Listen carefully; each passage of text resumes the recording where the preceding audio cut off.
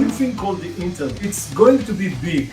The promised salary was higher than what both of us made together. You're going to invest $100,000 in my new project, and I'm going to make you billions. And this is in a very ex-intelligence Soviet army officer tone. Can I walk with my clothes on?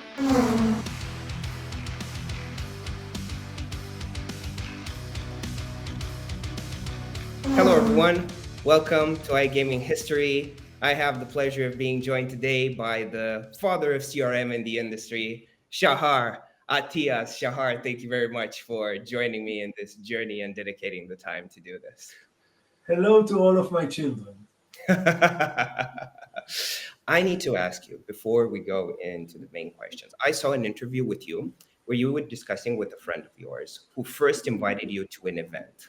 And your first answer back then was, why would I share all my secrets at an event? You've gone from that to being probably the friendliest person in the industry that I know, super open, super dedicated. Was there something that created this change? First of all, thank you. And second, I think you should do other things with your free time than watch my videos.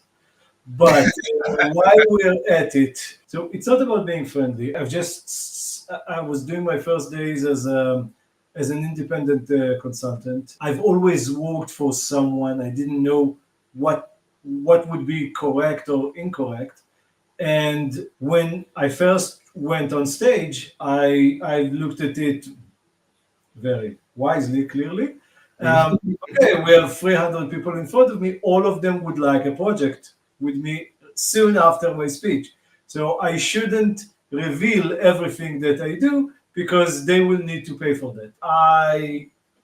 Coming from CRM, I've missed the part of traffic conversion and what's the concept of lead and marketing, and it's all about that. I've realized and I've learned from a very good mentor that the more you share, the more attractive you are to people.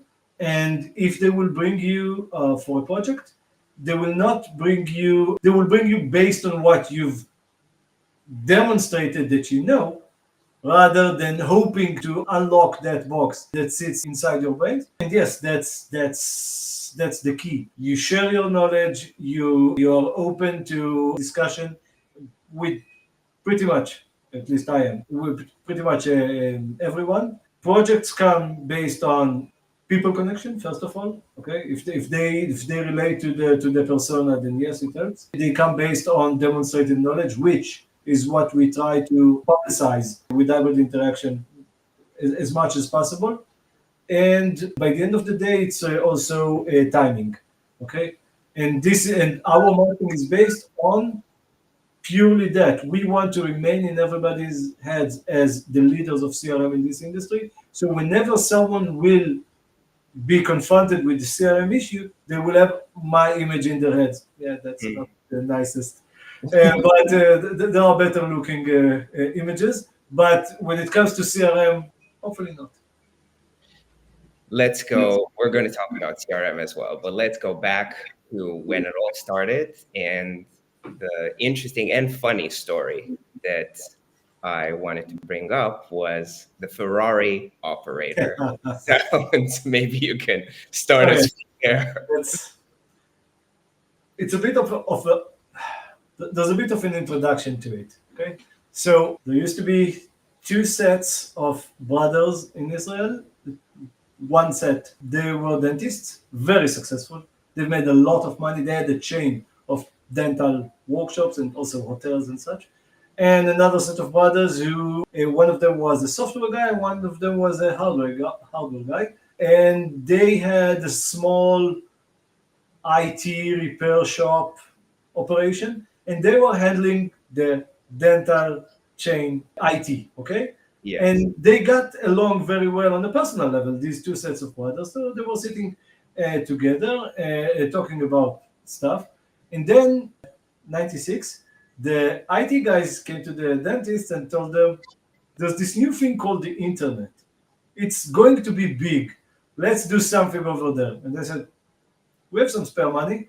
Well, what do you have in mind? And they said, didn't use the word e-commerce because it wasn't invented back then, that we want to sell clothes online. Okay? So we're going to start a website in which people could virtually measure clothes and they could order clothes and get them. And they've started development and they had some money, they threw some money at it. And since there wasn't even small band, not to talk about big band, then images downloading was very slow. So they came up with a brilliant idea of sending all the images in a CD to people. They will use the CD in their computer and the website will call for the images from the CD. So things would move faster, smoother. Okay. And then it still wasn't enough. So they said, okay, let's develop a game for them to play while the images are being uploaded. Okay.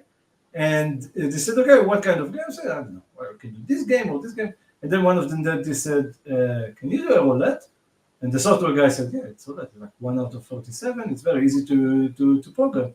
Said, well, if you can do roulette, let's do an online casino. And that's how 888 started. Okay, now it's Evoke, and previously it was Casino on Net. But the original concept was, let's develop a game to pass the time when images are being uploaded, okay, to the website. And the name of the company was Corey. And up until many years later, after I've left, okay, many years later, in the database, each user had a CID, a Corey ID number, okay? Yeah. So that's how they've started. They've sent the hardware guy to Antigua in the Caribbean to start the server farm. And then people started to join in, this guy and the other guy, and everybody were living in the same villa, working, doing just that 24/7. There's also another story in which at some point they said, like they've understood, since it was that successful, they understood that all they do is writing addresses on envelopes because people would register on the website and they would send them the CD, the installation CD. So they said, can you do it online completely so we won't need to send CDs to people? And the story says that the software guy said, he entered the room and 48 hours he went out without sleeping, drinking, eating, or whatever. And it's done. It's online. So imagine they're all living in the villa and they took shifts at the couch in the living room for support. Okay, doing support. What does it mean, support? A guy comes online and wants to deposit. Okay, so the support agent needs to verify that the details entered during the registration process matches exactly the details entered right now when he filled in the deposit info. Okay, so the software opened 2 windows, history, current. You match between them. You click yes, you approve the deposit. Okay, but not much of activity during the late hours or the very early hours. So they've added the sound of a Ferrari going from right to left, okay, in order to wake up the guy who is nodding next to the computer in the living room. And it was like, yeah, okay, that's how. Now, when I've joined the company, it was 2000, and I came over and I was a leftover. It was like, it wasn't like, nobody took me for based on experience or whatever, just like, I just got there. Okay, they took my wife for a position, and they said, "Okay, we'll find something for you to do." So they gave me to manage this team. Now, again, from a few years ago, a guy sleeping on the sofa in the night, okay, to a team of 20 people concurrent in a small room with all computers doing like that sound every few times a second, all day long. That was my routine. So that's how this sound was embedded into my. You got in by accident. Did you know anything about the industry, or was it just? We got the offer. We didn't know what it is. The promised salary was higher than what both of us made together for each one. And they said that we're going to get also some allowance and, we're going to live in the Caribbean and such. So clearly I said, no, not going to happen. It's like, it's too good to be true. We've sold everything we've had. we packed one bag each, one suitcase. There wasn't even trolleys back then, I think. So one suitcase each, and we said, worst case scenario, we have a flight ticket with a stop in New York on the way back. So we're going to have like a trip to New York on somebody else's expenses because we didn't think it's going to last or to even exist. We got into there, we were picked from the airplane, we went to the office, and when we arrived, I said, okay, what is this company all about? They said it's an online casino. I said, never been to one. Can I walk with my clothes on? And they said, yeah. So, sure. So that's like how we started. I've never been to a casino. I've never played any game before. I didn't know what it is. But then 3 days later, one of the initial investors in BetConstruct, a guy called Vahe, he was running support. And then he came to me and he asked me about something which relates to a specific scenario in craps. We were serving the American market, so craps was big. And I said, what's craps? And he said, in a very ex-intelligence Soviet army officer tone, what do you mean you don't know what craps is? So 3 days later, I knew all the games by heart. A month later, I was instructing all the new agents across all the games. This was their initiation process to spend 2 days with me to learn about all the games. Yeah. All right. So this is how you got in. Yeah. But what made you believe in the industry? What made you say this is it? Was there a moment, or was there a sequence of moments? I'm not too sure that there was a moment. Definitely not during Casino Net or 888 back then. We worked there for some time. We had a very nice trip in Central America afterwards. Came back to Israel. I was looking for a job. I was doing instructions in travel gear shop about my trip in Central America. And people would come every night to hear about my stories, see photos and such. So I printed out my CV and I just handed it out. I said, if you have a friend working in iTech, I'm available. And one of them had a friend working for Playtech, and Playtech just started a key licensee back then called the Nation Traffic, which ended up being a company bought by Playtech later on for many dozens of millions. And it was a team of 4 people, and they looked for a CRM manager. So they just didn't know that it was called CRM because the concept didn't really exist. But they knew they wanted somebody who is will be handling promotions and such. So that started, and after working for 2 large operations and then being recruited by PokerStars, I've realized that I really enjoy this. I like building CRM departments. So I said, I'll go solo and I'll do that for a living. I'll just go and build CRM departments for companies. I remember when you were telling the story that you figured out that if you sent an email every 2 weeks, the engagement would spike. There would be more. How did you figure it? And after that, you said that you started sending emails all the time because this just increased the activity. How did you discover that, or So, again, since I was a leftover, they gave me this very insignificant department to manage, which a year later it didn't exist anymore because they went digital in a way. So I was doing that most of the day, and since I was, I can't say that I'm a technical guy because I don't have any certification in anything, but I do like working with computers and stuff and such, and doing some sysadmin and such. So one of the responsibilities was to every 2 weeks they would send it's called bi-weekly newsletter. They've sent it to the entire database, and the content of the newsletter had to be uploaded to the servers in each language. So I had the key to the server room. I go through every time when the content is ready. I go take the translation, upload it to this server, the other server, and such. Just play with it. And since my day job wasn't that demanding, I started to follow up numbers, and then I saw that when we send the newsletter, there's a spike in activity. So I've started to monitor it backward and compare content and offers with engagement. I said, what the hell? Like, these are the best days in the month. So a new couple joined the company. The wife had pretty much no job to do. I went to management and I said, hear me out. Give that department to her. Let me pick 3 people. All we're going to do is going to send emails based on that. And that showcased the numbers. And I said, sure, like, do that. It was that easy. There was no, there was no, there were no blockers whatsoever. You could do pretty much whatever you want. And we started, and yes, it was a huge success. And then, like, after the initial few weeks, said, okay, we cannot do the same thing again and again.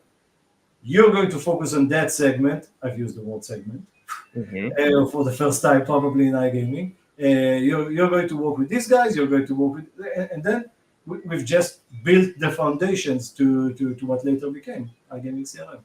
I immediately thought about instinct to a certain degree because you need to have a bit of it to just say, hey, look, let me look at it. Let me see what's going on. So it popped up the idea in my head of instinct versus data. Do you think that it was more about instinct back then or data? And has this changed over the years? Of course, it changed. But look, the industry today, if you'll show, not even today, if you'll show, take every 5 years back, okay? So 2020, 2015, 2010. If you'll show the available functionality during each one of these timestamps to the 2000 Shahar, it would slap you in the face. Like, come on, that's science fiction. It's impossible. It's not. This is beyond what anyone could even imagine. Not even think about foreseeing or whatever. Yes, it was instinct. But one of the things that I've learned from my affiliate community is that what iGaming is doing best in the world is performance marketing. Okay, so this is where the invention of revenue share and CPA and things that relates to actual value, ROI, and profit driven came to life. The concept of how can we make it more profitable existed from day one. Okay, it's a money-based industry, of course.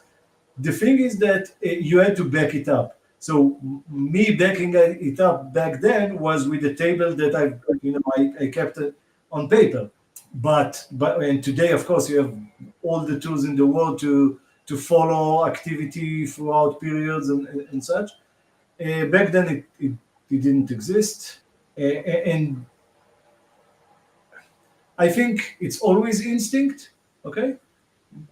Just today you have better tools to back up your instinct in order to make your ideas come to life, with a higher level of assurance or certainty. Relying on data kind of mechanized the process, okay, when it comes to routine work, because you don't crawl through the Excel every day to find the outliers. You have a segment for that you set up in your Smartico or whatever, and there you go. Like that kinds of kills the joy of finding it yourself, but it works better. Let's be honest. Okay, so you have to divert your instincts into something else. 2003, Chris MoneyMaker wins the online poker tournament. Tell us how that rippled across the industry and the world. It had 2 huge impacts on online poker. First, on online, because we never had poker before. We had, but it was very small, like very, very minimal. On poker, the impact was bigger because poker was a closed community of veterans who played between themselves. This is how WSOP started. Okay, I think it was like 11 people or something, just determining who is the best poker player in the world, which is them. Okay, very American, like the World Series of baseball or whatever. Then it's them. The world is the US. And it grew to where it was 2003, which was a few thousands. if I'm not mistaken, Chris MoneyMaker won a ticket to the WSOP, which is $10,000. He deposited 630. His buy-in to the tournament was 630, and then he won the ticket from PokerStars. So the impact on poker was way bigger because it just like the industry grew so much, and after the TV and all of that. On online again, it existed, but it was very, very, very minimal. If you want a story about how PokerStars started, then Sure. okay. So Ishai Scheinberg was Jewish, living in one of the communist countries. He came over to Israel. He got a place at a very small settlement in the centers of Israel. He was excellent programmer, so he got recruited by IBM, and he was sent to Canada for work. During his trips, he started to recruit people, and then he started his own company. They were very close to launch the product. He came back he took his two managers and he told them, "You're going to invest $100,000 each one of you in my new project, and I'm going to make you billionaires." Okay? A very compelling pitch. Yes. Very. They said yes. They've quit IBM and they've joined the company. Okay? So he started. The company was PYR. They've built the product, and then they've launched free money. It was built by poker players. Everybody in the company was an excellent veteran professional poker player. Okay, so it was a poker product for poker players. They went live, free money, huge success. They've switched to real money, and then they saw that there's no activity on the website, and they thought that they fucked it up. Then they've realized that September 11, 2001 was not a good day to start a product online. Yeah. So anyway, they've done a relaunch a few months later. It was good, but they had bigger competition in the US from all across. Chris Moneymaker was a huge jumpstart to that activity, but the day PokerStars became the largest gambling operator in the world, probably it was UIGEA, the Black Friday, in which George Bush signed the decree, and then Party Poker, Playtech, 888, all the public companies drew outside of the US market, and then PokerStars just became number one. Later bought Full Tilt and became the behemoth that it is today, of course. But the UIGA and Poker Black Friday, like they're years apart. Like the UIGA, yeah. So, I've mixed it. I've mixed the arrests with. like this is perfectly okay because I do have questions about it. The next question would have been about UIGA, right? Okay, so that day was, if I'm not mistaken, it was Friday as well, by the way.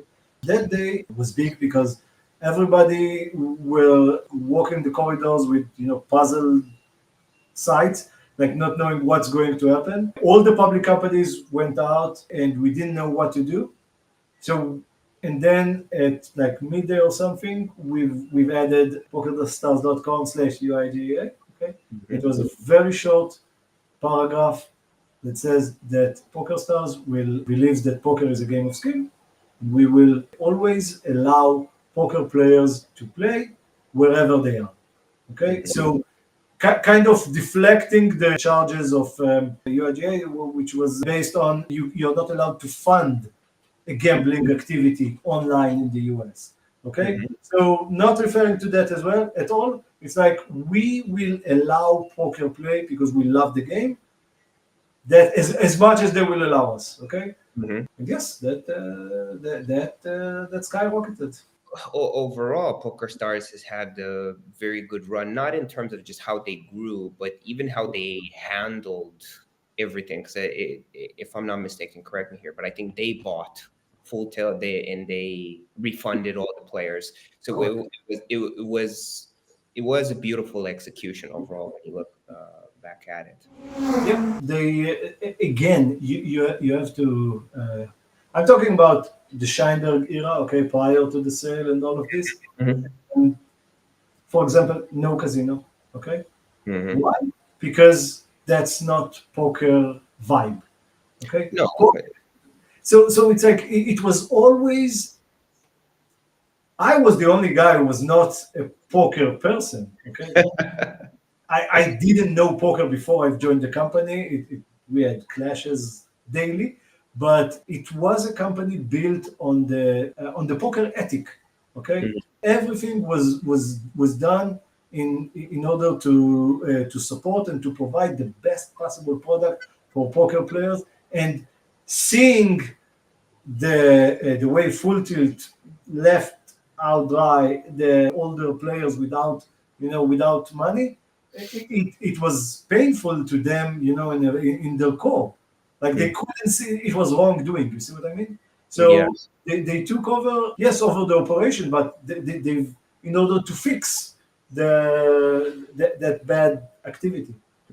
And by the time this was happening, I mean, the timelines are a bit mixed up because this is like the UIEGA Black Friday is one timeline, but after 2000, you had all these licenses pop up like Gibraltar, Malta, and Correct. whatnot. Like these were licensing for Europe, like non US Yeah. mostly. You know better than I do. In the end, did this legitimize the industry more, or did it hinder the innovation and slow it down?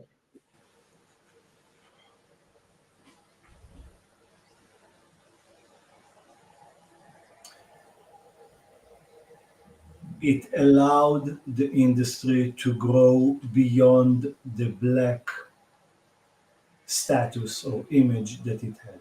Okay? Hmm.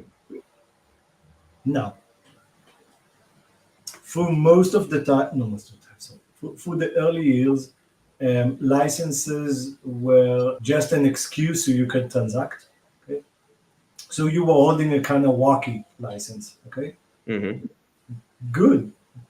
Do you want to have your players from Kanawaki, which is a village with one street and below it an internet hub? No, you don't. That's not the purpose. Do you want to serve your product to all of the magnificent people in Gibraltar? You could have better business plan. It's not.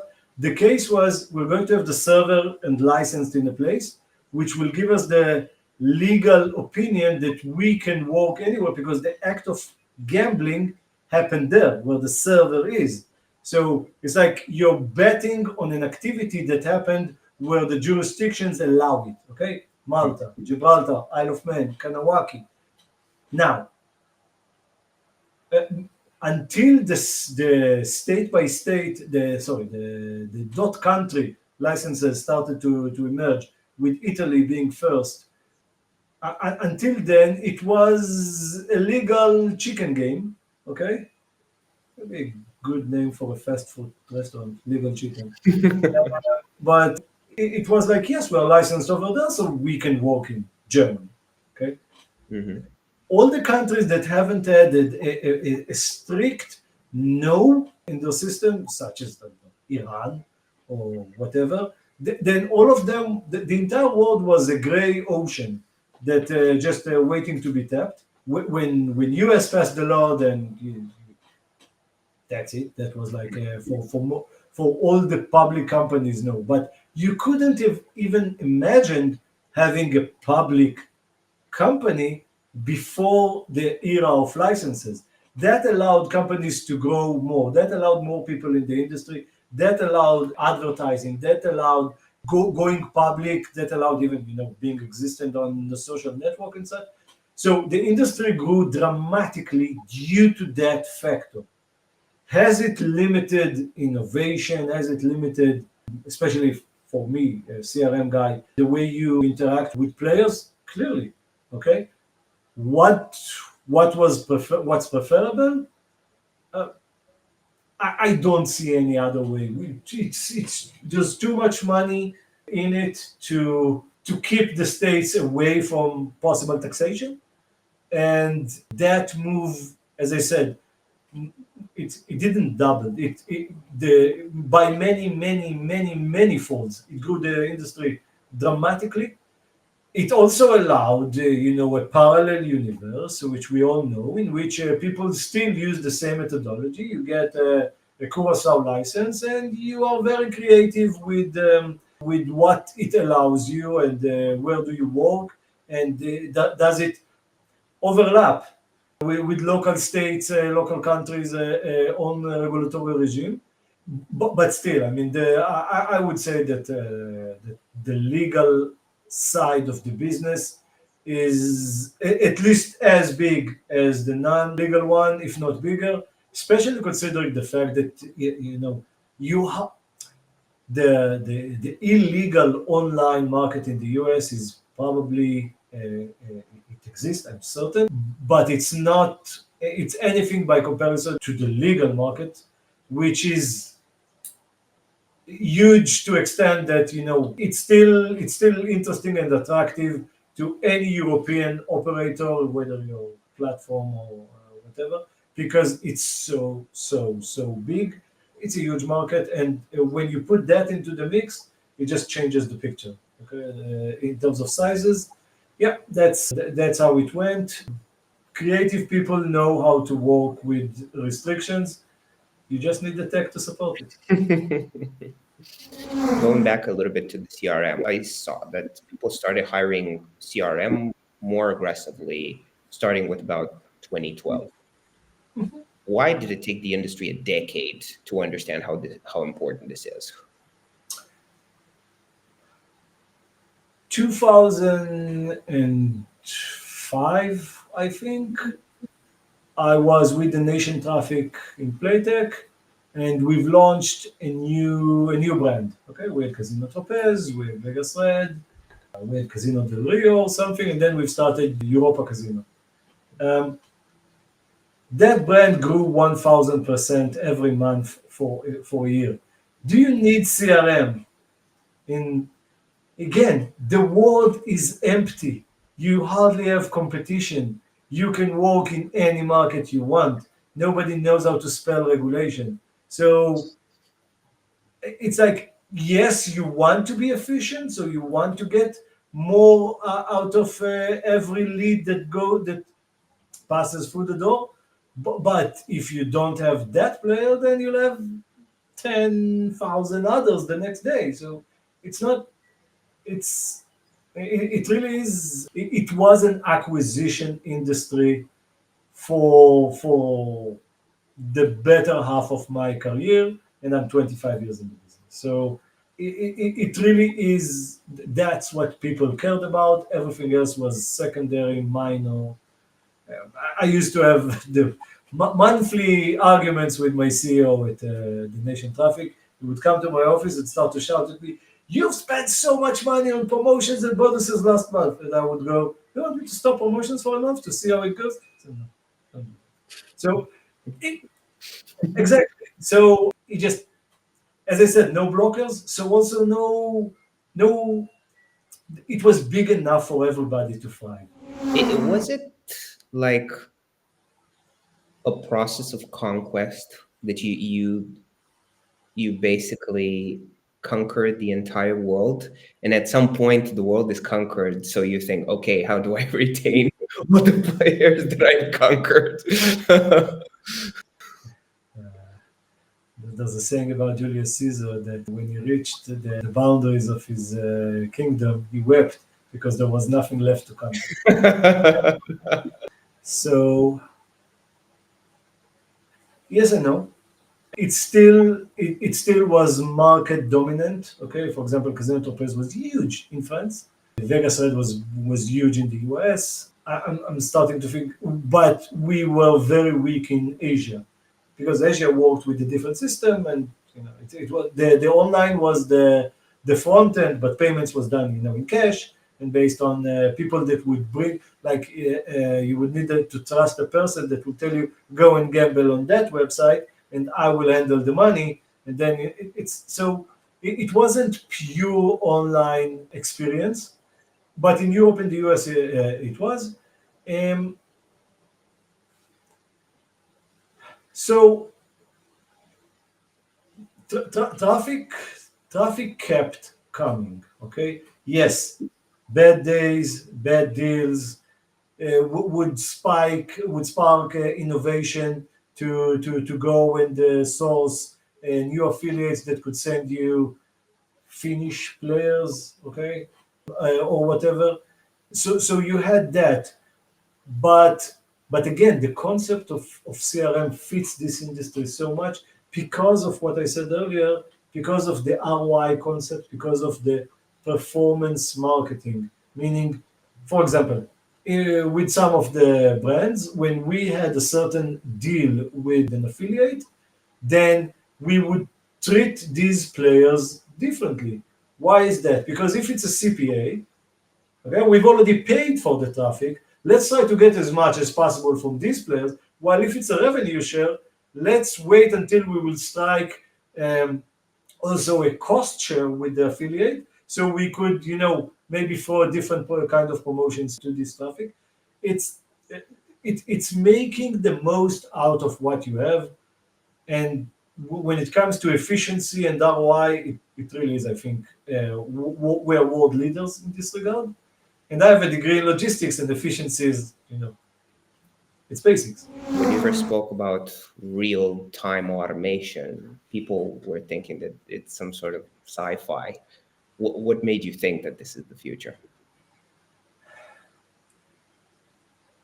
Because I've worked for so many years in CRM, I knew that the biggest challenge is Winback. So the way the funnel works is that there are people in the world that are not players for some reason I cannot fathom, but anyway, they are not players, and then they type something on Google, or they search something on the social network, or they see an ad or whatever. Somehow they reach a website which could be your core homepage or an affiliate website, and although they have many suggestions, and then they reach your homepage, and from the homepage they have a look, and if they like what they see, they can register. On registration, they could convert into making first deposit, and then they are playing, and now you have them online. Okay, they are on your website.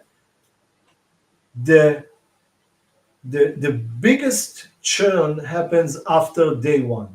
Okay, how many players will return to a second day of gaming? Not too much. In fact, we could look into probably about half or less of the players that will even return for the second day. And that's where the biggest drop comes. So how do you win them back? Because after they've left your casino, now again, they are just people in the world. Now you need to convince them to log into your website again. Now, at this point, you do have an advantage versus all the other 150,000 other casinos online, because they're already registered. Maybe they even have some cash left in their balance, God forbid. But yes, it could happen. Then you do have the advantage, but you're fighting for their attention against all the other 150,000, because they will go online and then they will get additional ads, and somebody will promise them 1,001% on their deposit or whatever. But also your attention, you fight for attention versus Netflix and Apple TV, and maybe even speaking with family, which I don't know why people do that. But yes, there are a lot of distractions that prevents them from logging into your website again. So the only time in which you have their full attention is when they are logged in. So when they're logged in, you can utilize real-time technology and communicate with them when they still have you in mind. Why do they have you in mind? Because you're in front of them. They're playing a game right now. So you will not distract them from the game, but when they're back at the homepage, you could project a certain message to them. You could offer another chance for a reward, and that could extend their gameplay. Will that change dramatically their loyalty towards your brand?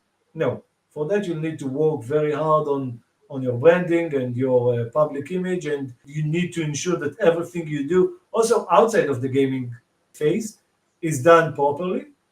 but can you gamify the experience and try to get them to spend another 2 minutes, or deposit another 10, or have another 5 spins? If you do that across your entire active database, that's huge. That's Mm, amazingly huge. But you cannot do that without real time. mm. Shahar, we're getting close in our downtime, and I know that you are super busy. I want to thank you very much for dedicating the time to this. And I also want to announce that Shahar has agreed to come for a second episode. So stay tuned, everybody. We will be back. Thank you very much. And My pleasure. keep in touch. Thank you, Notice.